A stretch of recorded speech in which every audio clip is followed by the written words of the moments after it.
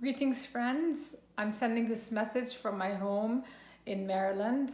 While physically here and ever so grateful, there's also no denying that my heart is also in my other home in Palestine, where I lived most of my life, being nurtured and grounded at my Quaker meeting house in Ramallah. Christmas is a time when families come together. It brings a sense of security, warmth under one roof. I know this will not be possible for many around the world due to COVID-19, and I pray that the new year will bring renewed hope and safety for all.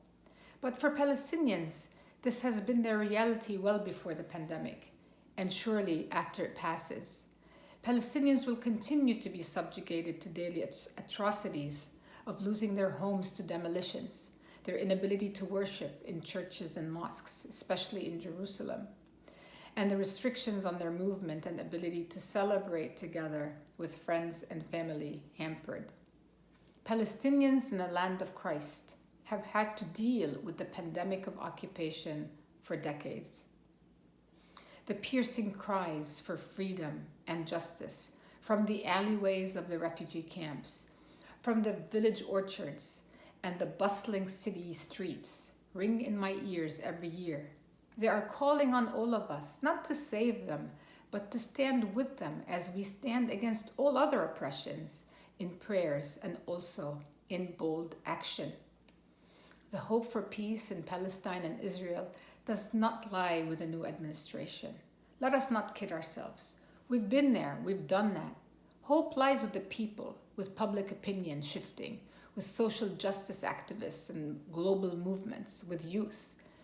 It lies with those listening to this message, with your congregations, with the global faith community, which is ready to stand bravely in solidarity with the Palestinian people, a community that CMEP brings together. Thank you, CMEP.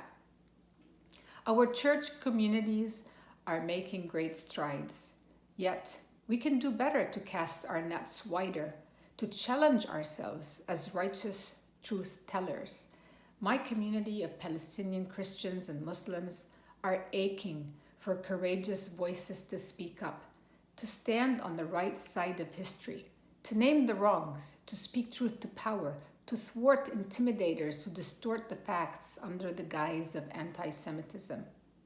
My community is aching for recognition that our wounds and dreams for liberation matter, aching for many to join us in our cry for justice and our pursuit of dignity, self-determination, and of freedom. Our asks are not too outrageous, are they? Thank you. Have a wonderful meeting and a blessed Christmas holiday.